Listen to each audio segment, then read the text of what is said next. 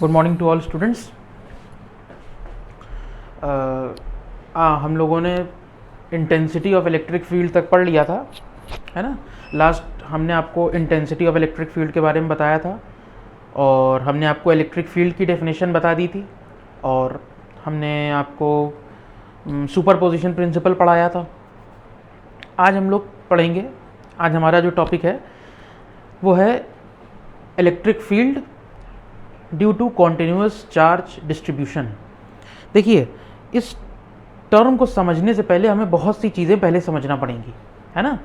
ये क्योंकि टर्म जो है, जब हम ये सब चीज़ें जो हम पहले की समझाएंगे आपको, अगर आप ये समझ लीजिएगा तो इसको समझने में काफ़ी आसानी होगी आप लोग के लिए। अभी तक हम लोगों ने जो भी चार्ज की स्टडी करी, जो भी इलेक्ट्रिक फील्ड में हमने आपको बताया, वो हमने आपको उस दिन एक बात बता दी थी कि जो भी हम लोग इलेक्ट्रिक फील्ड में पढ़ रहे हैं वो पढ़ रहे हैं electric field due to a point charge.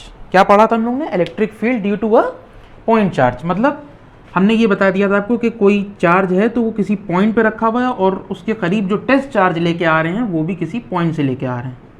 ये हमने बताया था कि कोई कैपिटल क्यू है, उसके करीब कोई स्मॉल क्यू नॉट लेके आते थे, ये करके यहाँ पे, तो ये टेस्ट चार्ज होता था। और ये बात क्या होती थी? ये बात होती थी पॉइंट चार्ज की। ठीक, आज हम लोग ये डिस्कस करेंगे कि चार्ज पॉइंट पे नहीं रखा होगा। टेस्ट चार्ज तो लाएंगे किसी पॉइंट के ऊपर, लेकिन जिसके लिए टेस्ट करेंगे, यानी कि हम लोग इसको लाते थे और इसकी इलेक्ट्रिक फील्ड को टेस्ट करते थे। आज हम लोग इसको तो लाएंगे किसी पॉइंट पर, लेकिन ये किसी पॉइंट पे ये चार्ज नहीं रखा होगा। ये चार्ज जो पॉइंट पर रखा है, ये पॉइंट पे नहीं रखा होगा, ये डिस्ट्रीब्यूट होगा, अलग अलग डायमेंशन में, अलग अलग सिस्टम्स में डिस्ट्रीब्यूट होगा। आज हम लोग इसकी स्टडी करेंगे। आज ये पॉइंट चार्ज की बात नहीं होगी, आज ये ध्यान रखिएगा। आज जो भी बात होगी वो पॉइंट चार्ज की नहीं होगी। अब ये सब समझने से पहले हमें ये ध्यान रखना है कि देखिए, हम जब डिस्ट्रीब्यूट करते हैं चार्ज को, ठीक है, जब हम चार्ज को डिस्ट्रीब्यूट करते हैं तो हम तीन सिस्टम्स में चार्ज को डिस्ट्रीब्यूट करते हैं। तीन सिस्टम में। पहला सिस्टम कहलाता है वन डायमेंशनल सिस्टम, दूसरा कहलाता है टू डायमेंशनल सिस्टम और तीसरा कहलाता है थ्री डायमेंशनल सिस्टम। अब यहाँ पे एक चीज़ समझने वाली बात आती है कि हम लोगों ने अब तक, हम आपसे अगर पूछें कि हम लोगों ने जो शेप्स पढ़े हैं, मान लीजिए हम लोगों ने कोई शेप पढ़ा है, वो हम लोगों ने मान लिए कोई लाइन है, ठीक, या हम कह दें कोई स्क्वायर है या कोई रेक्टेंगल है या कोई सर्किल है या कोई स्फीयर है। ये सारे शेप्स जो हैं, जैसे हम लाइन की बात करें तो लाइन क्या है? लाइन वन डायमेंशनल शेप है। ये सबको पता होगा कि लाइन जो है वो वन डायमेंशनल शेप होती है, एक ही डायमेंशन की होती है, एक डायमेंशन की होती है। इसका ये मतलब है, देखिए, हम ये पैरामीटर लेके चलते हैं तीन, length, breadth, height. Length, breadth और हाइट, ये लेके चलते हैं। अब एक बात ध्यान रखिए, हम ये इसलिए बता रहे हैं क्योंकि जो बायो वाले बच्चे हैं वो जल्दी इस चीज़ को नहीं समझ पाते। देखिए, अगर किसी फिगर में या किसी शेप में इन तीन पैरामीटर्स में से कोई एक पैरामीटर मौजूद है, कोई भी फिगर, कोई भी स्ट्रक्चर, कोई भी शेप, अगर इन तीन पैरामीटर्स में से किसी एक पैरामीटर को अपने साथ कैरी करता है तो वो कहलाता है one dimensional figure, one dimensional system, या कहलाएंगे वन डायमेंशनल शेप कहलाता है। वो शेप कौन सा कहलाता है? वो कहलाता है वन डायमेंशनल का शेप, अगर वो इन तीनों में से किसी एक को कैरी करता है। अगर वो इन तीन पैरामीटर्स में से किसी दो को वेरी करता है, किसी दो को अपने साथ लेके चलता है, यानी कि कोई शेप अगर ऐसा है कि जो अपने अंदर ब्रेथ भी ले और हाइट भी ले, या लेंथ भी ले या ब्रेथ भी ले, कोई भी इन तीनों में से कोई भी दो पैरामीटर अपने साथ लेके चलेगा, तो उसको हम कहेंगे टू डायमेंशनल फिगर। क्या कहेंगे? Two dimensional figure. और अगर कोई फिगर या शेप ऐसा है जो अपने साथ ये तीनों लेके चलता है तो उसको हम कहेंगे थ्री डायमेंशनल। अब जैसे फॉर एग्जांपल आप देखिए, हम आपसे कहें कि अगर कोई लाइन है, हम आपसे ये कह रहे हैं कि अगर लाइन है और वो वन डायमेंशनल सिस्टम है तो ये वन डायमेंशनल कैसे है? देखिए, अगर कोई लाइन है तो जाहिर सी बात है, अगर कोई लाइन है तो उस लाइन का सिर्फ लेंथ ही होगी। हम ये तो नहीं कह सकते ना कि लाइन की कोई ब्रेथ भी होगी, लाइन की कोई चौड़ाई तो होती नहीं है। लाइन एक सिंपल होती है, उसकी एक लेंथ होती है, बस, उसकी ना कोई ब्रेथ होती है ना कोई हाइट होती है। तो वो इन तीनों में से सिर्फ एक पैरामीटर कैरी करती है, यानी कि लेंथ, तो इसलिए वो कहलाती है वन डायमेंशनल। इसी तरीके से टू डायमेंशनल में आ जाइए आप। आपसे हम कहें कि अगर कोई स्क्वायर है, उस स्क्वायर में कौन सी दो चीजें होती हैं, उसमें एक होती है लेंथ और एक होती है ब्रेथ, तो वो इन तीन पैरामीटर्स में से सिर्फ दो पैरामीटर कैरी करती है, लेंथ और ब्रेथ, तो वो कहलाती है टू डायमेंशनल शेप। स्क्वायर जो कहलाती है वो कहलाती है टू डायमेंशनल, तो वो टू डायमेंशनल सिस्टम में आ गई। अब अगर हम लेके आए आपके सामने क्यूब की बात, क्या लेके आए? अब आपने एक क्यूब देखा, अब देखिए क्यूब में क्या होता है, क्यूब में लेंथ भी होती है, ब्रेथ भी होती है और हाइट भी होती है, लंबाई भी होती है, चौड़ाई भी होती है और ऊंचाई भी होती है। क्यूब के अंदर लंबाई भी होती है, चौड़ाई भी होती है, ऊंचाई भी होती है, यानी कि क्यूब जो है वो इन तीन पैरामीटर्स में से सारे पैरामीटर कैरी करता है, तो इसलिए वो कहलाएगा थ्री डायमेंशनल फिगर, या कहेंगे थ्री डायमेंशनल शेप कहलाता है, और वो थ्री डायमेंशनल सिस्टम में आता है। इसी तरीके से चार्जेस का डिस्ट्रीब्यूशन भी होता है, इसी तरीके से चार्जेस का डिस्ट्रीब्यूशन भी होता है। अगर चार्ज वन डायमेंशनल सिस्टम में है, अगर चार्ज वन डायमेंशनल सिस्टम में है तो उसे हम कहेंगे लीनियर चार्ज डिस्ट्रीब्यूशन। क्या कहेंगे? Linear charge distribution. अगर चार्ज वन डायमेंशनल में डिस्ट्रीब्यूटेड है तो कहेंगे लीनियर चार्ज डिस्ट्रीब्यूशन। अगर चार्ज टू डायमेंशनल में है तो उसे कहेंगे सरफेस चार्ज डिस्ट्रीब्यूशन, और अगर चार्ज थ्री डायमेंशनल में है तो उसे कहेंगे वॉल्यूम चार्ज डिस्ट्रीब्यूशन। सीधे सीधे इसका क्या मतलब हुआ? इसका यह मतलब हुआ कि जब हम किसी लाइन की बात करेंगे, अगर कभी भी चार्ज जो है वो किसी लाइन पे रखा हुआ है, या मान लिए कोई लाइन है ये और इसके ऊपर चार्ज डिस्ट्रीब्यूट है, one plus plus plus plus ऐसे चार्ज दिया हुआ है, तो ये जो चार्ज का डिस्ट्रीब्यूशन कहलाएगा, ये कहलाएगा लीनियर चार्ज डिस्ट्रीब्यूशन। इसलिए क्योंकि ये एक लाइन पे रखा हुआ डिस्ट्रीब्यूटेड है। किसी लाइन पे डिस्ट्रीब्यूटेड चार्ज जो होता है वो हमेशा कहलाता है लीनियर चार्ज डिस्ट्रीब्यूशन। ये हो गई पहली बात। दूसरी बात ये होती है कि अगर मान लिए ये कोई स्क्वायर है या कोई भी शेप है, मान लिए ये स्क्वायर है, ये हमने मान लिए सर्किल ले लिया, अगर कोई चार्ज इस पे डिस्ट्रीब्यूटेड है ये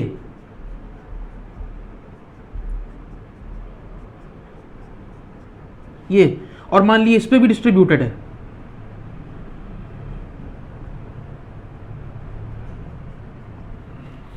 ठीक है, तो हम ये कहेंगे अगर कोई चार्ज टू डायमेंशनल सिस्टम में डिस्ट्रीब्यूट होता है, अगर चार्ज टू डायमेंशनल सिस्टम में डिस्ट्रीब्यूट होता है तो उसे हम कहते हैं सरफेस चार्ज डिस्ट्रीब्यूशन।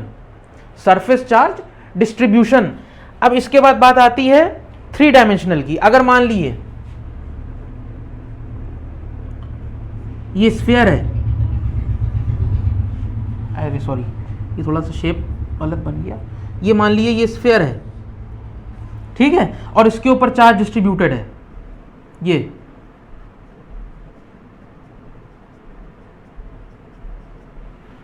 तो हम कहेंगे वॉल्यूम चार्ज डिस्ट्रीब्यूशन। अगर चार्ज थ्री डायमेंशनल सिस्टम में डिस्ट्रीब्यूट है तो हम कहेंगे वॉल्यूम चार्ज डिस्ट्रीब्यूशन। अगर चार्ज टू डायमेंशनल सिस्टम में डिस्ट्रीब्यूटेड है तो कहेंगे सरफेस चार्ज डिस्ट्रीब्यूशन, और अगर चार्ज वन डायमेंशनल में डिस्ट्रीब्यूटेड है तो कहेंगे लीनियर चार्ज डिस्ट्रीब्यूशन। ये बात बिल्कुल समझ में आ जानी चाहिए। ये बात हो गई चार्ज डिस्ट्रीब्यूशन की, ठीक है, कि चार्ज जो है वो तीन टाइप्स में डिस्ट्रीब्यूट होता है। कौन से तीन टाइप्स हैं वो है वन डायमेंशनल में डिस्ट्रीब्यूट होता है, टू डायमेंशनल में डिस्ट्रीब्यूट होता है और थ्री डायमेंशनल में डिस्ट्रीब्यूट होता है चार्ज। ये बात आपको समझ में आ गई होगी। हमेशा वन डायमेंशनल सिस्टम जो होता है वो इन तीन पैरामीटर्स में से कोई एक पैरामीटर कैरी करता है। जो टू डायमेंशनल सिस्टम होता है वो इन तीन पैरामीटर में से कोई भी दो पैरामीटर अपने साथ कैरी करता है, और जो थ्री डायमेंशनल सिस्टम होता है वो इन तीनों पैरामीटर्स को अपने साथ कैरी करता है, ठीक है। तो अगर चार्ज लाइन पे डिस्ट्रीब्यूट हो रहा है तो कहेंगे लीनियर चार्ज डिस्ट्रीब्यूशन। अगर चार्ज टू डायमेंशनल पे डिस्ट्रीब्यूट हो रहा है तो कहेंगे सरफेस चार्ज डिस्ट्रीब्यूशन, और अगर चार्ज थ्री डायमेंशनल में हो रहा है तो कहेंगे वॉल्यूम चार्ज डिस्ट्रीब्यूशन। सेकंड, ये जो टू डायमेंशनल है इसमें सरफेस इसलिए है क्योंकि हमेशा टू डायमेंशनल बॉडी जो होती है कभी भी उसका वॉल्यूम नहीं निकलता। जो टू डायमेंशनल बॉडी है, मान लिए टू डायमेंशनल में आप ले लिए स्क्वायर, ये स्क्वायर है, ठीक। अब हम आपसे कहें कि वॉल्यूम ऑफ स्क्वायर, हम आपसे कहें कि वॉल्यूम ऑफ स्क्वायर क्या होता है, तो वॉल्यूम ऑफ स्क्वायर तो कुछ नहीं होता, स्क्वायर का कोई वॉल्यूम थोड़ी है, इसलिए नहीं होता क्योंकि वो 2 डायमेंशनल हम लोग मानते हैं। हमेशा 2 डायमेंशनल फिगर जो होगा उसका सरफेस चार्ज डिस्ट्रीब्यूशन होगा, और हमेशा जो 3 डायमेंशनल होगा उसका वॉल्यूम चार्ज डिस्ट्रीब्यूशन होगा। हम लिखे दे रहे हैं यहां पे ये। अगर चार्ज 1 डायमेंशनल में डिस्ट्रीब्यूटेड है तो कहेंगे linear charge distribution, linear charge distribution. और अगर चार्ज 2 डायमेंशनल में डिस्ट्रीब्यूटेड है तो कहेंगे सरफेस चार्ज डिस्ट्रीब्यूशन। इसलिए क्योंकि 2 डायमेंशनल बॉडी जो होती है हमेशा उसका सरफेस एरिया निकाला जाता है, इसलिए surface charge distribution.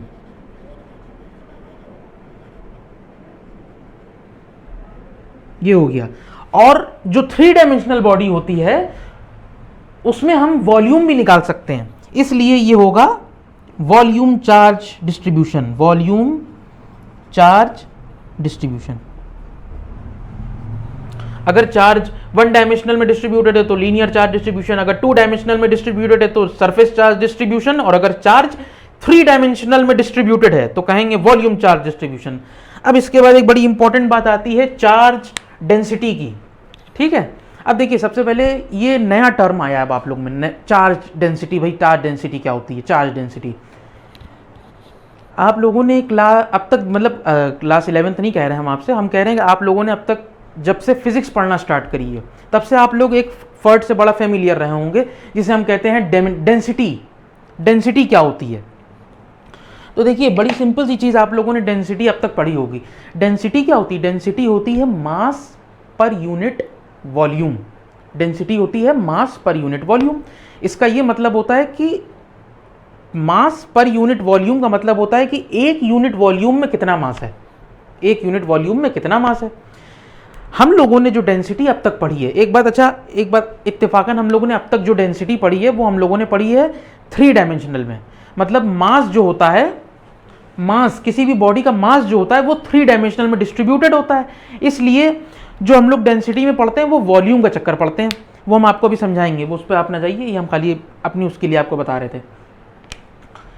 Density is equal to mass upon volume.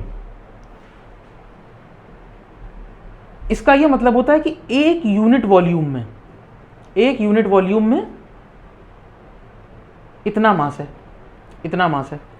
असल में हम लोगों ने अब तक खाली इसको डेंसिटी के तौर पे पढ़ लिया, हम लोगों ने ये नहीं पढ़ा कि एक्चुअल में इसका नाम क्या है। इसको सिर्फ डेंसिटी नहीं कहते, इसको कहते हैं वॉल्यूम मास डेंसिटी। क्या कहते हैं? Volume mass density. इसको कहते हैं वॉल्यूम मास डेंसिटी, यानी कि एक वॉल्यूम में कितना मास है, ये कहते हैं वॉल्यूम मास डेंसिटी। मतलब इसका ये होता है कि कोई भी बॉडी अगर 3 डायमेंशनल है, उसमें मास डिस्ट्रीब्यूटेड है, तो कहेंगे कि वॉल्यूम मास डेंसिटी। डेंसिटी का मतलब होता है मास पर यूनिट वॉल्यूम। और उसी तरीके से अब हम लोग पढ़ेंगे,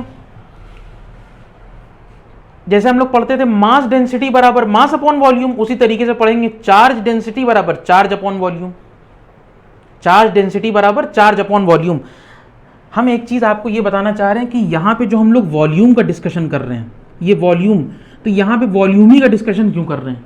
हम यहां पे सरफेस एरिया का डिस्कशन क्यों नहीं कर सकते? हम यहां पे क्या कहते हैं लेंथ का डिस्कशन क्यों नहीं कर सकते? हम वॉल्यूम का क्यों कर रहे हैं? जब भी कभी वॉल्यूम की बात होती है हमेशा ये समझ लिए कि वो बॉडी 3 डायमेंशनल है, क्योंकि कोई भी 3D बॉडी होगी उसी की वॉल्यूम होगी, जाहिर सी बात है। क्या कहते हैं 1D और 2D की बॉडी तो वो क्या कहते हैं वॉल्यूम तो होता नहीं है 1D 2D बॉडी का, इसलिए हमेशा जो 3D बॉडी होती है उसका वॉल्यूम ही होता है। इसलिए यहाँ पे डेंसिटी में मास अपॉन वॉल्यूम होता है, और कोई भी बॉडी अगर हम उसका मास कैलकुलेट करते हैं तो वो 3D होती है, जाहिर सी बात है। नेचुरल लाइफ में हम लोग 3D बॉडी का यूज़ करते हैं, हर चीज़ 3D है ना, क्योंकि उसकी कोई लेंथ भी है, हाइट भी है और ब्रेथ भी है। और यहाँ पे अगर हम चार्ज डेंसिटी की बात करें तो चार्ज अपॉन वॉल्यूम होता है, ठीक है। अब आप एक बात समझिए, ये बात तो हो गई चार्ज डेंसिटी की, कि चार्ज डेंसिटी ये होती है। जैसे मास डेंसिटी, जैसे डेंसिटी पढ़ी थी मास डेंसिटी, मास अपॉन वॉल्यूम, उसी तरीके से चार्ज डेंसिटी होती है चार्ज अपॉन वॉल्यूम, ये होती है। ये बात तो यहाँ पे कंक्लूड हो गई। अब इसके बाद हमने आपको एक चीज़ बताई कि अगर चार्ज 1 डायमेंशनल में डिस्ट्रीब्यूटेड है तो उसे कहेंगे लीनियर चार्ज डिस्ट्रीब्यूशन, ठीक। और अगर लीनियर चार्ज डिस्ट्रीब्यूशन की हम चार्ज डेंसिटी निकालना चाहें तो हम उसको ऐसे लिखते हैं, लीनियर चार्ज डेंसिटी, यानी कि चार्ज जो है, चार्ज वो वन डायमेंशनल में डिस्ट्रीब्यूटेड है, इसका ये मतलब होता है। लीनियर चार्ज डेंसिटी का मतलब ये होता है कि चार्ज जो है वो वन डायमेंशनल सिस्टम में डिस्ट्रीब्यूटेड है। और अगर चार्ज टू डायमेंशनल में डिस्ट्रीब्यूट होगा, और अगर चार्ज टू डायमेंशनल में डिस्ट्रीब्यूट होगा तो कहेंगे सरफेस चार्ज डिस्ट्रीब्यूशन, और अगर उसमें डेंसिटी निकालना हो तो कहेंगे सरफेस चार्ज डेंसिटी। और अगर चार्ज थ्री डायमेंशनल में डिस्ट्रीब्यूटेड हो तो कहेंगे वॉल्यूम चार्ज डिस्ट्रीब्यूशन, और अगर उसमें हमें चार्ज की डेंसिटी निकालना हो तो कहेंगे वॉल्यूम चार्ज डेंसिटी। बात समझ में आ रही है? अगर चार्ज लीनियर डिस्ट्रीब्यूटेड है तो कहेंगे लीनियर चार्ज डेंसिटी, अगर चार्ज 2D डिस्ट्रीब्यूटेड है टू डायमेंशनल में तो कहेंगे सरफेस चार्ज डिस्ट्रीब्यूशन, और डेंसिटी निकालना हो तो सरफेस चार्ज डेंसिटी। बस यहाँ पे डिस्ट्रीब्यूशन हटा के डेंसिटी कर देना है हमें, और यहाँ पे वॉल्यूम चार्ज डिस्ट्रीब्यूशन करते थे, अगर डेंसिटी निकालना है तो यहाँ पे डेंसिटी कर देंगे। अब चूंकि लीनियर चार्ज डेंसिटी है, लीनियर चार्ज डेंसिटी है तो इसका फॉर्मूला होता है Q अपॉन L। अब ये L यहाँ पे क्यों है? देखिए डेंसिटी निकालने का फॉर्मूला तो ये होता है चार्ज अपॉन वॉल्यूम, लेकिन ये तब होता है, वॉल्यूम यहाँ पे तब होता है कि जब हम 3D फिगर की बात करेंगे। जब यहाँ पे हम सिर्फ लीनियर की बात कर रहे हैं तो लीनियर आप जानते हैं कि वन डायमेंशनल होता है, थ्री डायमेंशनल में तो होता नहीं है। तो लीनियर जो होता है वो हमेशा वन डायमेंशनल में होता है, और वन डायमेंशनल में हमेशा लाइन की बात करते हैं, और लाइन जो होती है वो इन तीन पैरामीटर्स में से कोई एक पैरामीटर अपने साथ कैरी करती है, वो होती है लेंथ। तो इसलिए यहाँ पे L लिखा था, L लिखा है हमने। उसके बाद आती है सरफेस चार्ज डेंसिटी। क्या आती है? Surface charge density. इसका फॉर्मूला होता है Q अपॉन A। क्या होता है? Q upon A। अब यहां पे एरिया इसलिए होता है क्योंकि हम टू डायमेंशनल फिगर की बात कर रहे हैं, टू डायमेंशनल फिगर। और टू डायमेंशनल फिगर की हम आपको एक खासियत बता चुके हैं कि अगर कोई टू डायमेंशनल फिगर है, यानी कि स्क्वायर है या सर्किल है, तो हमेशा उसका एरिया कैलकुलेट किया जाता है। इसलिए हम एरिया यहां पे लिखते हैं Q अपॉन A। यहां पे भी वॉल्यूम नहीं लिखते, ये ध्यान रखिएगा। ये Q अपॉन V जो होता है, ये वॉल्यूम यहां पे इसलिए लिखते हैं क्योंकि अगर 3D की बात हो रही तो ही यहां पे वॉल्यूम लगाएंगे, और अगर 1D की बात हो रही तो L लगाएंगे, और अगर 2D की बात हो रही है तो A लगाएंगे। हाँ, अब आती है बात, अगर चार्ज 3D में डिस्ट्रीब्यूटेड है, 3D में डिस्ट्रीब्यूटेड है, और अगर हमसे कहा गया डेंसिटी निकालिए तो कहेंगे वॉल्यूम चार्ज डेंसिटी, और उसका फॉर्मूला होता है Q अपॉन V, ये होता है। अब यहाँ पे वॉल्यूम हम लगा सकते हैं, क्यों? क्योंकि अब हम वॉल्यूम चार्ज डेंसिटी की बात कर रहे हैं, यानी कि हम 3D में आ गए। अगर चार्ज 3D में है तो वॉल्यूम चार्ज डेंसिटी निकालेंगे और Q अपॉन V करेंगे। ये सिर्फ आप लोग को समझना है, ये आप लोग के एग्जाम में पूछा नहीं जाता है, क्योंकि हमको एक इसके बाद टॉपिक एक ऐसा रिलेट करना है, इसलिए हम आपको ये चीज समझा रहे हैं। ठीक है, चार्ज डेंसिटी क्या होती है? Charge upon volume, charge upon volume. Charge density होती है चार्ज अपॉन वॉल्यूम, लेकिन वॉल्यूम तब होता है यहाँ पे कि जब हम बात कर रहे हैं कि चार्ज 3 डायमेंशनल में डिस्ट्रीब्यूटेड है। अगर चार्ज 3 डायमेंशनल में डिस्ट्रीब्यूटेड है तो ही यहाँ पे वॉल्यूम होगा, और अगर चार्ज 3 डायमेंशनल में नहीं डिस्ट्रीब्यूटेड है तो यहाँ पे वॉल्यूम की बात नहीं होगी। अगर चार्ज फिर अगर लीनियर में है तो L होगा, और अगर सरफेस में है तो A होगा, और अगर वॉल्यूम में है तो V होगा। वॉल्यूम में है तो V होगा, सरफेस में है तो A होगा, और लीनियर में है तो L होगा। अच्छा, इसके बाद एक बड़ी इंपॉर्टेंट चीज आती है, वो देखिए आप लोग।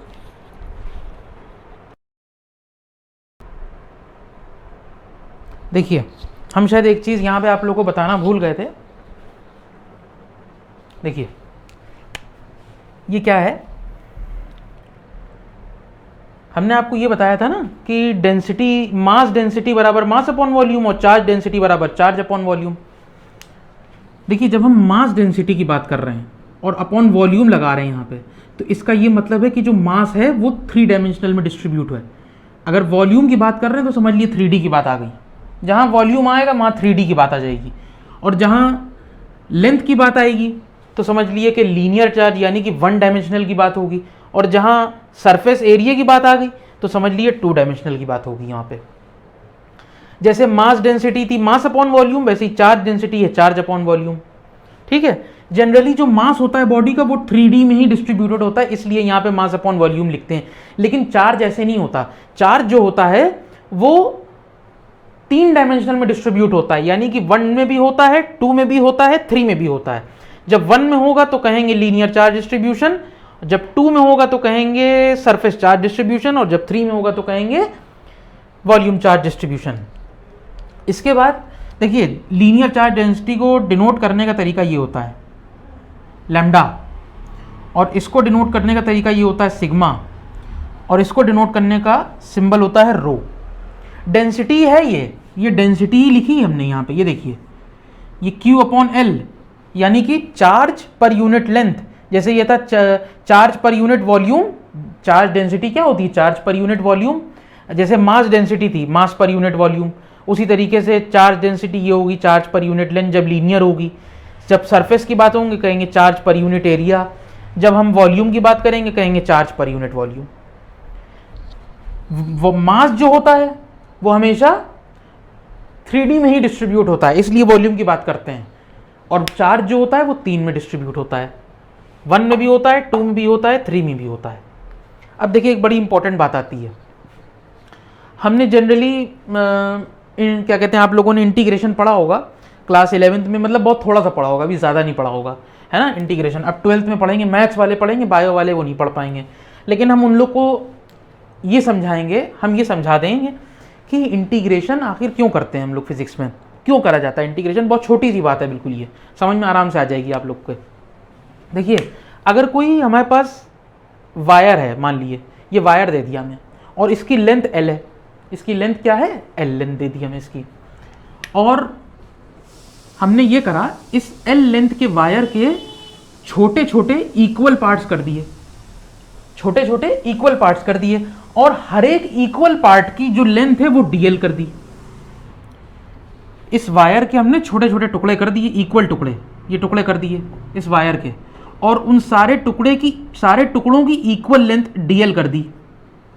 ठीक, अब हमारा ये क्वेश्चन है कि अगर हम इन सारे dl इक्वल पार्ट्स को जोड़ दें, इन सारे dl इक्वल पार्ट्स को जोड़ दें, तो क्या हमें ये L मिल जाएगा, मिल जाएगा। देखिए अगर नहीं समझ में आई बात अभी भी, एग्जाम्पल के तौर पे एक देख लिए, अगर कोई वायर है, मान लीजिए उसकी लेंथ है 4 मीटर, क्या है 4 मीटर है, कोई वायर है उसकी लेंथ है 4 मीटर। अगर इसको हमने 4 इक्वल पार्ट्स में बांट दिया, तो 4 इक्वल पार्ट्स में कैसे बांटेंगे, देखिए 1 2 3 4। अब इक्वल पार्ट्स मतलब हर पार्ट की लेंथ इक्वल होनी चाहिए, तो मतलब इसकी भी 1 होगी, इसकी भी 1, इसकी भी 1, इसकी भी 1 होगी।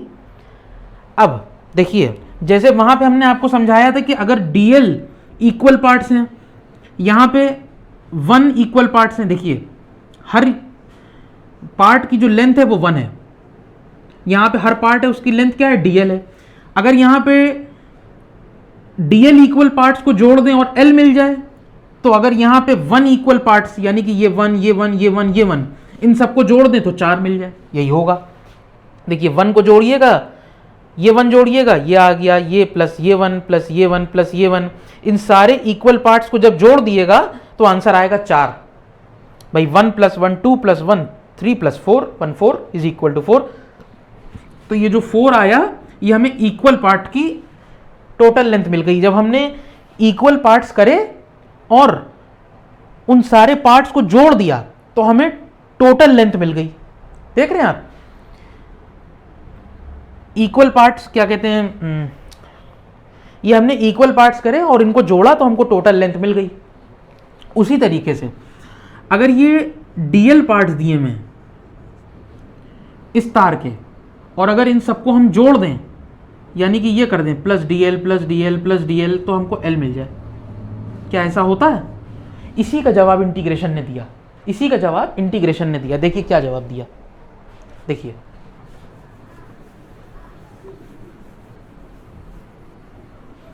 हमें बहुत मशक्कत इंटीग्रेशन में करने की जरूरत नहीं पड़ेगी।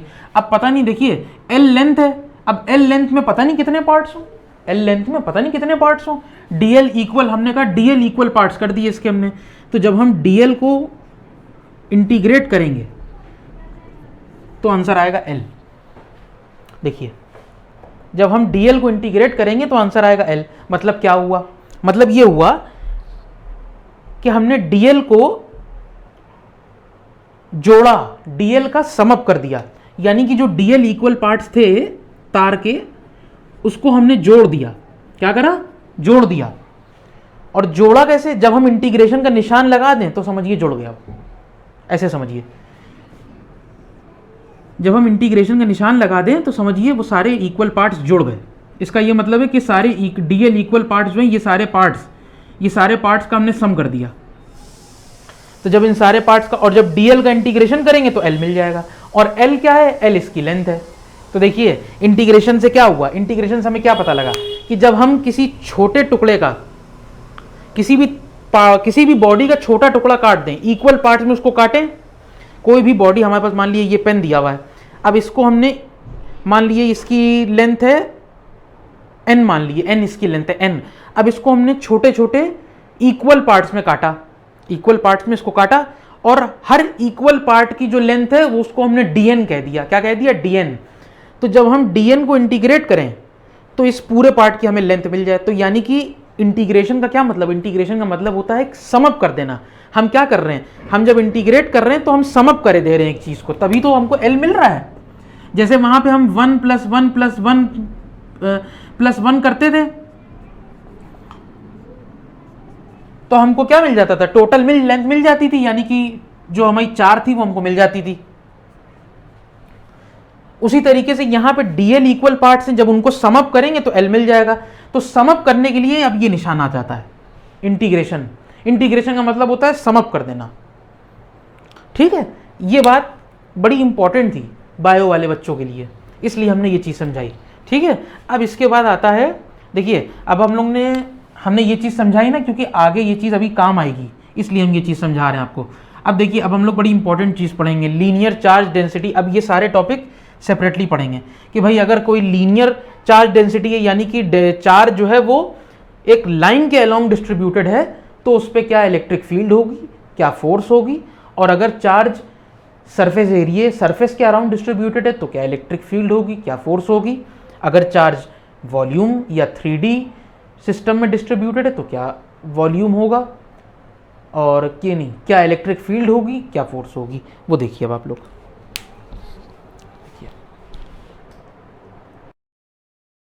तो देखिए अब क्या करेंगे। अब हमने जैसे अभी बताया था ना कि linear charge distribution, surface charge distribution और वॉल्यूम चार्ज डिस्ट्रीब्यूशन, अब सारे डिस्ट्रीब्यूशंस को हम लोग सेपरेटली पढ़ेंगे। ये कोर्स में इसको ध्यान से पढ़िएगा।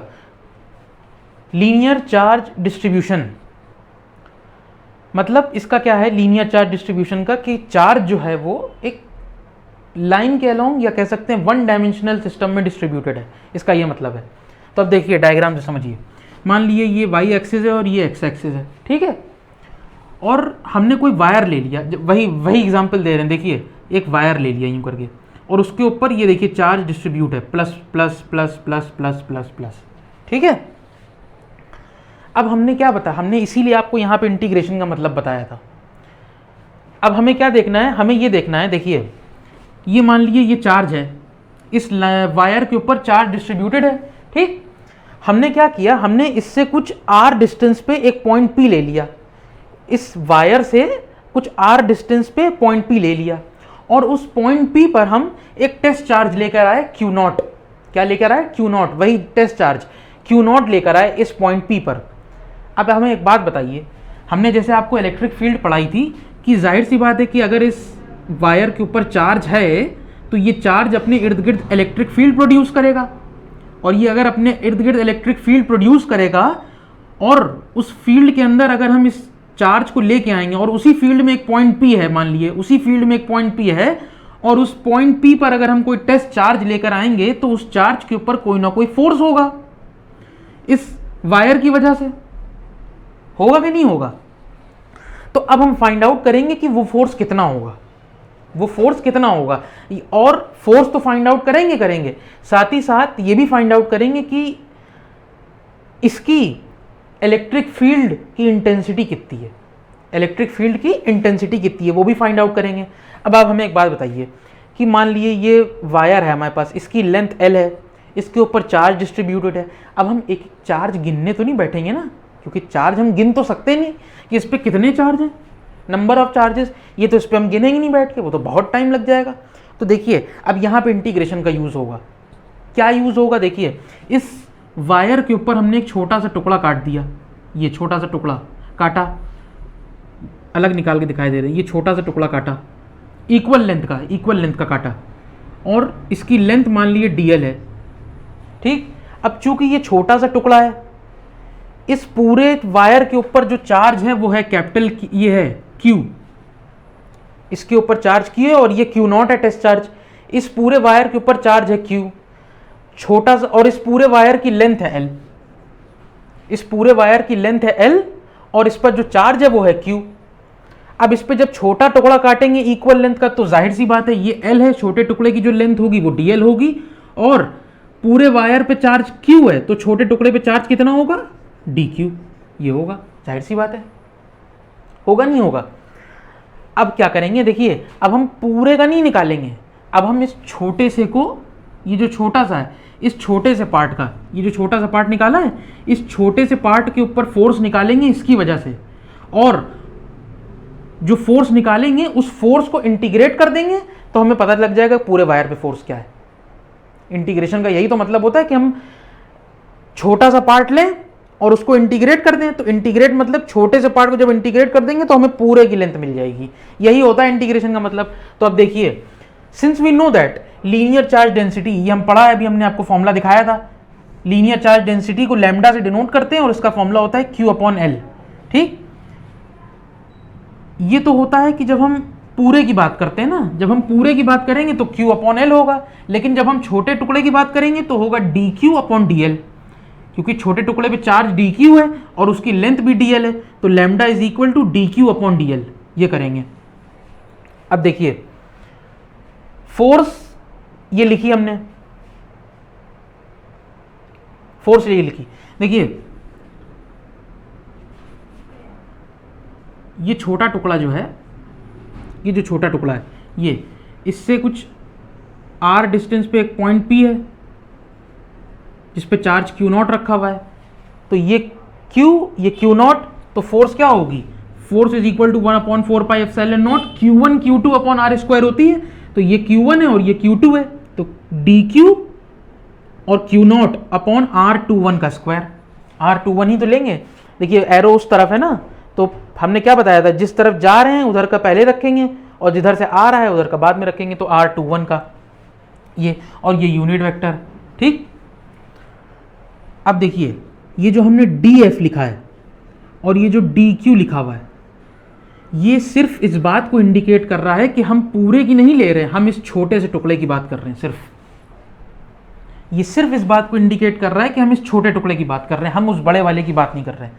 अब एक बात बताइए, जब हम इस छोटे टुकड़े का, ये छोटा टुकड़ा जो है ये इसका कोई ना कोई इक्वल पार्ट है, इसको हमने dl इक्वल पार्ट्स में काट दिया और किसी एक टुकड़े को पकड़ के अगर इंटीग्रेट कर दें तो हमें पूरे वायर की मिल जाएगी, पूरे वायर पे फोर्स मिल जाएगी। तो देखिए ये df है, ये df इसलिए लिया है क्योंकि इस छोटे टुकड़े की बात हो रही है, यहाँ पे बड़े वाले की नहीं कर रहे हैं, इसकी बात कर रहे हैं df 1/4πε0 dq/Q0/r21 का स्क्वायर, r21 यूनिट वेक्टर। अब देखिए ये तो छोटे टुकड़े की बात हो गई, ये बात हो गई छोटे टुकड़े की। अब हम जाते हैं बड़े पे कि इसको हम बड़े में कैसे लाएं। तो बड़े में सिंपल कुछ नहीं करना है इस इक्वेशन में, इस इक्वेशन को आपको इंटीग्रेट कर देना है। जब आप इंटीग्रेट कर दिएगा तो ये बात अंडरस्टूड हो जाएगी कि आपने इस पूरे की फाइंड आउट कर दी फोर्स, इस पूरे वायर के ऊपर फोर्स फाइंड आउट कर दी। देखिए df आपने लगा दिया और इस पे इंटीग्रेट कर दिया, d का मतलब छोटा, ये इंटीग्रेट कर दिया तो ये पूरे की मिल गई। और ये और ये Q0 और ये इतना हिस्सा हम अलग से लिखे दे रहे हैं, ये इतना हिस्सा, ये तो कांस्टेंट बन के बाहर आ गया। बचा क्या dq, dq को जब इंटीग्रेट कर देंगे तो q मिल जाएगा। देखिए df करेंगे तो f मिलेगा 1/4πε0 Q/r21 का स्क्वायर, r21 यूनिट वेक्टर, और ये dq। अब ये जो हमें मिली, ये हमें मिली पूरे वायर की, पूरे वायर की लेंथ मिल गई।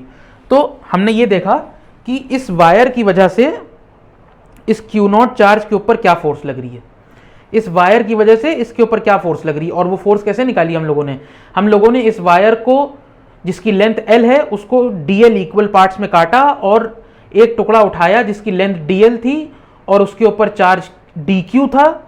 उस DL को हम लोगों ने पकड़ के इंटीग्रेट करा तो हमें ये मिल गया। अब आप यहां पे चाहिए तो इस DQ की जगह पे इसकी वैल्यू रख दी तो हो गया 1/4 pi epsilon not Q upon R21 का स्क्वायर और R21 यूनिट वेक्टर। और भाई ये DQ है, इसका इंटीग्रेशन Q हो जाएगा, ये Q0 है और ये इसका इंटीग्रेशन Q हो जाएगा। और जब Q हो जाएगा तो Q is equal to lambda L लिख दिया आप चाहे तो उसको, ये भी माना जाएगा। ये हो गया। अब देखिए फोर्स तो निकाल ली, अब देखते हैं इंटेंसिटी क्या है इलेक्ट्रिक फील्ड की। फोर्स तो निकाल ली, देखिए इंटेंसिटी ऑफ इलेक्ट्रिक फील्ड क्या है।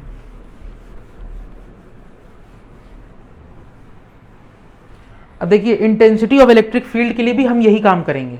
हम क्या करेंगे, हम यही छोटा टुकड़ा उठाएंगे। पूरे की बात तो कर नहीं सकते ना, क्योंकि अब इतने सारे चार्जेस को तो हम ऐड कर नहीं सकते, तो हम छोटा सा टुकड़ा उठाएंगे और उसको इंटीग्रेट कर देंगे तो हमें पूरे की पता लग जाएगी। देखिए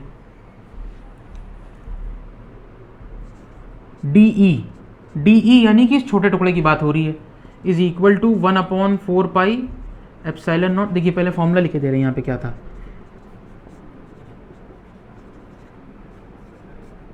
ये था, है ना, और ये यूनिट वेक्टर था, यहाँ पे ये फॉर्मूला था, वही फॉर्मूला लिख रहे हैं यहाँ पे। और यहाँ पे E था, यहाँ पे DE करेंगे क्योंकि छोटे टुकड़े की बात कर रहे हैं, तो इस पे इलेक्ट्रिक फील्ड भी DE होगी। और चार्ज था DQ, इस पे चार्ज DQ है अपॉन R21 का स्क्वायर और ये R21 यूनिट वेक्टर, ये आ गया। अब देखिए, अब ये तो हो गई छोटे टुकड़े की बात। जब बड़े की बात करेंगे कुछ नहीं, सिंपल इसको इंटीग्रेट कर देना है ऐसे, बस 1/4 पाई एप्सिलॉन नॉट ये, और इतना हिस्सा R21 upon unit vector upon R21 का स्क्वायर, ये इतना हिस्सा तो बाहर आ गया कांस्टेंट बन के, और ये इंटीग्रेशन इस पे लग गया DQ पर, क्योंकि ये चेंज हो रहा है। तो अब DQ पे इंटीग्रेशन लग गया। जब हमने ये चीज़ लिख दी तो इसका ये मतलब होता है कि हमने पूरे का निकाल दिया, और जब इधर हमने इंटीग्रेशन लगा दिया तो मतलब पूरे की निकाल दी। इसका क्या आ जाएगा, E is equal to 1/4 pi epsilon naught और R21 अपॉन R, एक मिनट, ये हो गया Q अपॉन R21 का स्क्वायर R21 यूनिट वेक्टर। अब चाहिए तो आप Q की जगह पे ये लैम्डा DL लिख दिए, Q की जगह पे ये लिख दिए lambda L, 1/4 pi epsilon not Q upon R, Q की जगह पे अब आप लिख दिए लैम्डा L अपॉन R21 का स्क्वायर, ये यूनिट वेक्टर, ये आ गया निकल के, ये इलेक्ट्रिक फील्ड निकल आई, है ना। अब इसके बाद देखिए हम लोग ने लीनियर चार्ज डिस्ट्रीब्यूशन पढ़ लिया। अब देखिए सरफेस चार्ज डिस्ट्रीब्यूशन क्या होता है, सरफेस चार्ज डिस्ट्रीब्यूशन क्या होता है देखिए। अब देखिए सरफेस चार्ज डिस्ट्रीब्यूशन का क्या मतलब होता है। हम जब सरफेस चार्ज डिस्ट्रीब्यूशन की बात करते हैं तो हमने आपको ये बता दिया था कि जब भी चार्ज जो है वो 2 डायमेंशनल में डिस्ट्रीब्यूटेड होगा तो सरफेस चार्ज डिस्ट्रीब्यूशन कहेंगे। और सरफेस चार्ज डिस्ट्रीब्यूशन में हम ये बात जानते हैं कि कोई भी 2 डायमेंशनल बॉडी जो होती है उसका हम लोग एरिया फाइंड आउट करते हैं। क्या फाइंड आउट करते हैं, एरिया। तो देखिए उसी तरीके से यहाँ पे ये वाई एक्सिस, ये एक्स एक्सिस, ठीक, मान लिए ये हमने यहाँ पे एक 2 डायमेंशनल फिगर ले लिया, यहाँ पे एक 2 डायमेंशनल फिगर ले लिया, ये 2 डायमेंशनल है, ये ध्यान रखिएगा।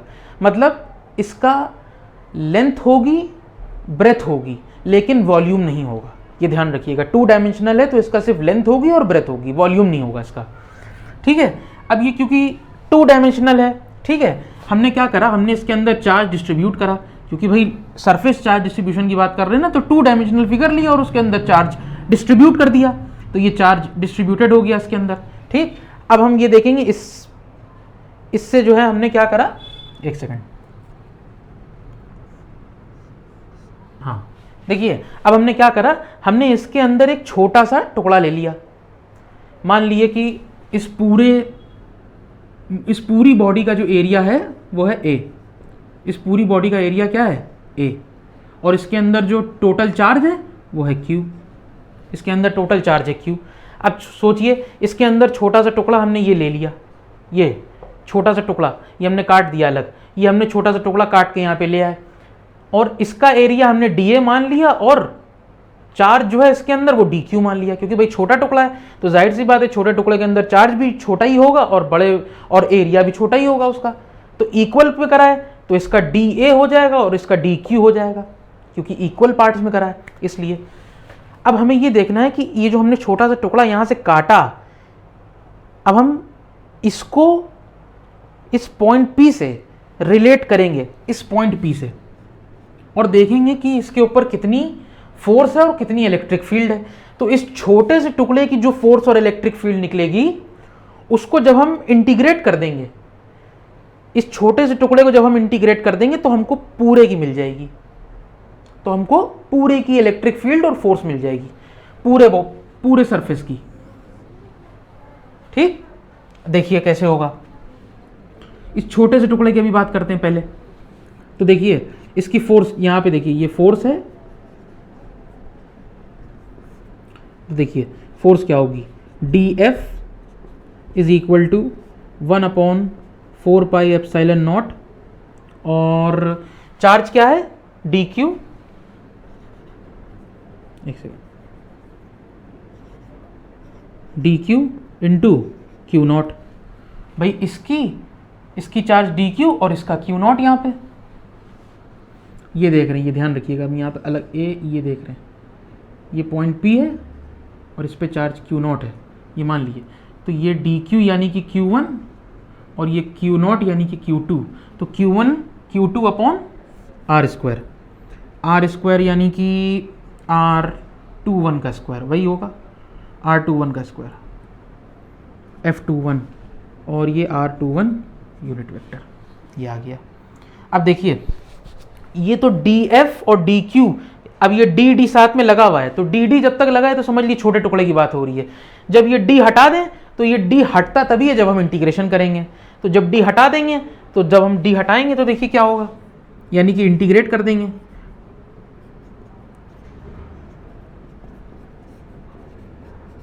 फोर पाई एप्सिलॉन नॉट और क्यू नॉट अपॉन R21 का स्क्वायर और ये R21 यूनिट वेक्टर, और इस डी क्यू पे इंटीग्रेशन कर दिया, ये कर दिया। तब देखिए ये इंटीग्रेशन से डी हट गया, F21 आ गया ये। अब जब डी हटा F21 का मतलब इस पूरे का, DF मतलब इसका छोटे टुकड़े का और F मतलब पूरे का,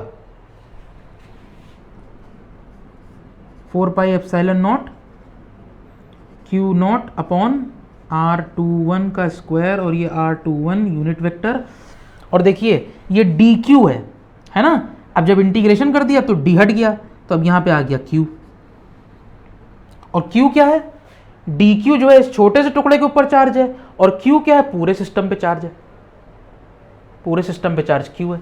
तो देखिए हमको पूरे सिस्टम का मिल गया। हमने छोटा सा टुकड़ा उठाया, उसके लिए फोर्स निकाली, और छोटे से टुकड़े की जो फोर्स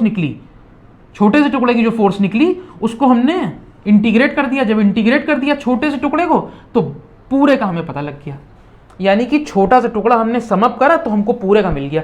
इंटीग्रेशन का बेसिक मतलब यही होता है। देखिए अब आप चाहिए तो यहां पे Q की वैल्यू रख दिए, ये sigma A,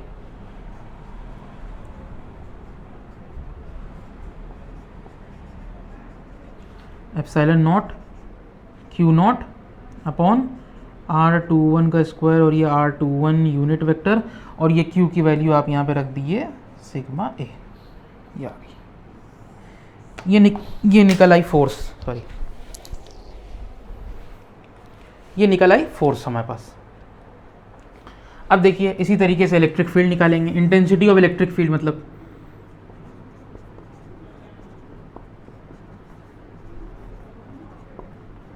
intensity of electric field देखिए इस छोटे से टुकड़े की इलेक्ट्रिक फील्ड देखेंगे पहले। इस छोटे से टुकड़े की इलेक्ट्रिक फील्ड क्या होगी भाई, पूरे की इलेक्ट्रिक फील्ड मान लीजिए ई है, तो छोटे से टुकड़े की क्या होगी, डी ई, ये होगी 1/4πε0। इस पूरे टुकड़े पे चार्ज क्यू है, इस पूरे पे चार्ज क्यू है, इस छोटे पे क्या है, डी क्यू है, तो डी क्यू अपॉन R21 का स्क्वायर और ये R21 यूनिट वेक्टर, ये आ गया। ठीक, अब देखिए ये तो बात हो गई छोटे टुकड़े की, क्योंकि डी डी लगा हुआ है तो ये छोटे टुकड़े की बात हो गई। हमको निकालना पूरे की है, तो क्या करेंगे, इसको इंटीग्रेट कर दिया आप।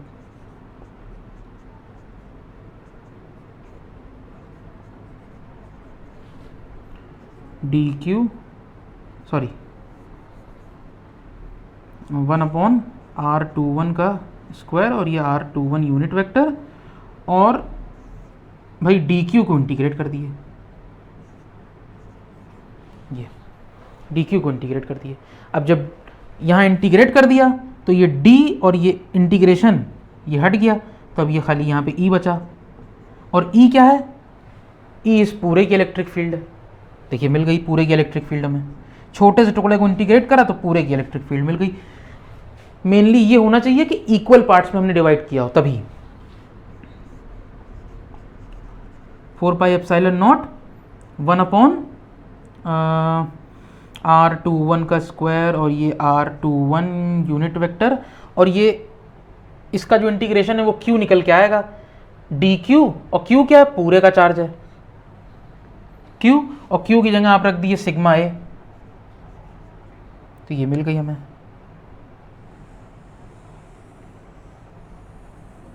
ये मिल गई। तो हम लोगों ने ये देख लिया सरफेस चार्ज डिस्ट्रीब्यूशन, ये सरफेस चार्ज डिस्ट्रीब्यूशन। अब इसके बाद आता है वॉल्यूम चार्ज डिस्ट्रीब्यूशन। देखिए तो देखिए वॉल्यूम चार्ज डिस्ट्रीब्यूशन, अभी तक हम लोगों ने पढ़ लिया कि भाई लीनियर चार्ज डिस्ट्रीब्यूशन हम लोग ने पढ़ लिया, उसके बाद हम लोग ने सरफेस चार्ज पढ़ लिया, उसके बाद हम लोग ने अब वॉल्यूम चार्ज पढ़ने जा रहे हैं। लीनियर चार्ज में पढ़ा कि चार्ज जो है वो वन डायमेंशनल में डिस्ट्रीब्यूटेड है, और सरफेस चार्ज डिस्ट्रीब्यूशन में पढ़ा कि जो चार्ज है वो टू डायमेंशनल में डिस्ट्रीब्यूटेड है, और अब हम लोग पढ़ेंगे चार्ज जो है वो थ्री डायमेंशनल में डिस्ट्रीब्यूटेड है। तो देखिए जब थ्री डायमेंशनल की बात आएगी तो अब वॉल्यूम की बात आएगी। वन डायमेंशनल था तो लेंथ की बात करी, टू डायमेंशनल हुआ तो एरिया की बात करी, थ्री डायमेंशनल हुआ तो अब वॉल्यूम की बात करेंगे। देखिए ये वाई एक्सिस, ये एक्स एक्सिस, और मान लिए कि हमने इसमें कोई एक थ्री डायमेंशनल फिगर ले लिया, ये थ्री डायमेंशनल फिगर है और इसके अंदर चार्ज डिस्ट्रीब्यूटेड है। ठीक है, अब जाहिर सी बात है इसके अंदर अगर चार्ज डिस्ट्रीब्यूटेड है तो ये अपने इर्द गिर्द एक इलेक्ट्रिक फील्ड सेटअप करेगा। उस इलेक्ट्रिक फील्ड के अंदर एक पॉइंट पी है जिसके अंदर हम लोग एक टेस्ट चार्ज Q0 लेकर आए, तो अब जाहिर सी बात है कि इस Q0 चार्ज के ऊपर कोई ना कोई फोर्स ऑफ अट्रैक्शन या रिपल्शन लगेगा, कोई ना कोई फोर्स लगेगी ज़रूर। क्यों? क्योंकि ये इसकी फील्ड में आ गया। वो फोर्स कितनी लगेगी इस सिस्टम की, इस 3D फिगर की वजह से इसके ऊपर, वो अब देखिए वो कैसे निकलेगी। पूरे की तो हम निकाल नहीं सकते, क्योंकि पूरे की हम इसलिए नहीं निकाल सकते क्योंकि पूरे में तो पता नहीं कितने चार्जेस हैं, नंबर ऑफ चार्जेस हम गिन तो सकते नहीं, एक एक चार्ज बैठ के गिनेंगे तो गिन ही नहीं सकते हम। तो हमने क्या किया, छोटा सा टुकड़ा ले लिया। अच्छा एक बात ध्यान रखिए, ये जो बॉडी है थ्री डायमेंशनल, इस पूरी बॉडी का जो वॉल्यूम है वो है V, इस पूरी बॉडी का जो वॉल्यूम है वो है V, ठीक, और इसमें जो चार्ज है वो है Q, ये ध्यान रखिएगा, इसमें जो चार्ज है Q। अब हमने इसका छोटा सा टुकड़ा काट लिया, इसको हमने छोटा सा टुकड़ा काट लिया जिसका वॉल्यूम dV है और जिस पर चार्ज dQ है, इसी का छोटा टुकड़ा काटा, तो वॉल्यूम जो था वो पूरी का V था, तो छोटे टुकड़े का क्या होगा, dV हो जाएगा, और पूरे में चार्ज Q है तो छोटे टुकड़े का क्या होगा, dQ हो जाएगा। अब इस छोटे टुकड़े से हम इस पॉइंट तक जो फोर्स लग रही है, इस चार्ज पे जो फोर्स लग रही है इस छोटे टुकड़े की वजह से वो निकाल लेंगे। तो जो फोर्स निकालेंगे इस छोटे टुकड़े की वजह से इस चार्ज के ऊपर जो लग रही है, उस फोर्स को जब इंटीग्रेट कर देंगे तो पूरे की निकल आएगी। फोर्स को जब इंटीग्रेट कर देंगे तो पूरे की निकल आएगी, यही हम तब से समझा रहे हैं ना। तो देखिए ये हमने अलग निकाल लिया, ये हिस्सा हमने अलग निकाल लिया। देखिए ये छोटा टुकड़ा है जिसकी वॉल्यूम dv है, चार्ज dq है, और उससे कुछ r डिस्टेंस पे मान लिए ये r डिस्टेंस, ये r डिस्टेंस r21 है ये, ठीक, ये r डिस्टेंस है। r डिस्टेंस पे कोई पॉइंट p ले लिया जिस पे चार्ज q0 है, ठीक। तो अब देखिए इन दोनों के बीच फोर्स क्या होगी, dF21 इज इक्वल टू, छोटे टुकड़े की, बड़े की नहीं बात कर रहे हैं, छोटे की बात कर रहे हैं, 1/4πε0, ठीक। अब Q1 यहाँ पे Q1 Q2 होता है ना, तो Q1 यहाँ पे क्या है dQ, और Q2 क्या है Q0 अपॉन R21 का स्क्वायर, और ये R21 यूनिट वेक्टर। ये तो बात हो गई छोटे टुकड़े की, हमें निकालना है पूरे का। तो अब ये जो छोटे टुकड़े की फोर्स निकली है, इसको जब हम इंटीग्रेट कर देंगे तो हमको पूरे की पता चल जाएगी।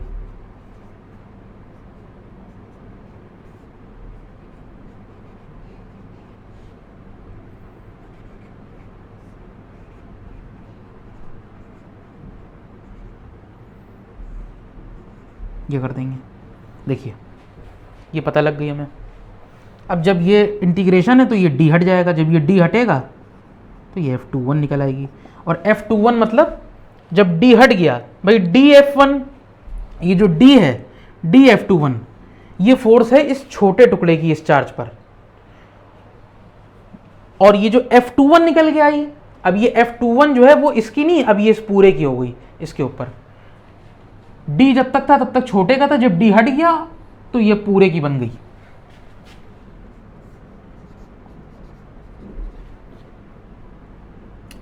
Q0 और अपॉन R21 स्क्वायर, और ये R21 यूनिट वेक्टर।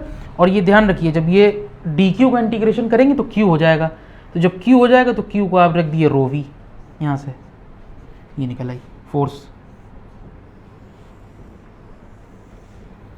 अब इसी तरीके से इंटेंसिटी देखिए, देखिए इस छोटे से पार्ट की जो इंटेंसिटी है, इस पूरे पार्ट की, छोटा कह रहे हैं, इस पूरे बड़े पार्ट की जो इंटेंसिटी है वो E, और इसकी जो होगी वो होगी DE, ठीक। तो अब इस छोटे को पकड़ के इंटीग्रेट कर देंगे तो ये E मिल जाएगा हमें पूरे की, यानी कि मिल जाएगी। देखिए DE is equal to 1/4πε0 Q upon R square,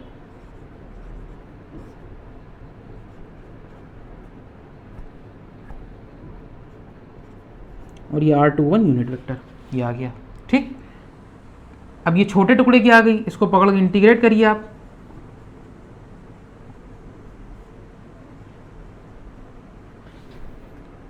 one upon R21 का स्क्वायर, और ये R21 यूनिट वेक्टर, और ये DQ है, इसको इंटीग्रेट कर दिए, ये हो गया। अब ये इंटीग्रेट यहाँ पे करा तो D हट गया, जब D हटा तो हमको E मिल गया, और E क्या है पूरे की इंटेंसिटी, पूरे की इंटेंसिटी।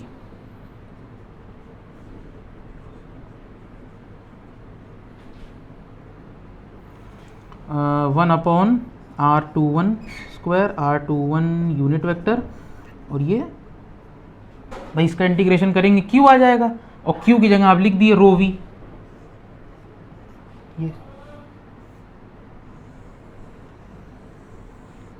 ये आ गया। तो ये हम लोगों ने चार्ज डिस्ट्रीब्यूशन आज पढ़ लिया। आज हम लोगों ने ये पढ़ा कि चार्ज जो है वो कॉन्टिन्यूअस डिस्ट्रीब्यूशन में होता है। चार्ज जो होता है वो 3 टाइप में डिस्ट्रीब्यूटेड होता है, यानी कि 1 डायमेंशनल में भी होता है, 2 में भी होता है, और 3 में भी होता है।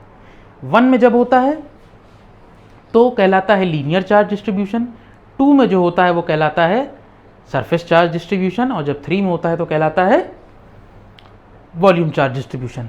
तो 3 टाइप के हम लोगों ने चार्ज डिस्ट्रीब्यूशन पढ़ लिए।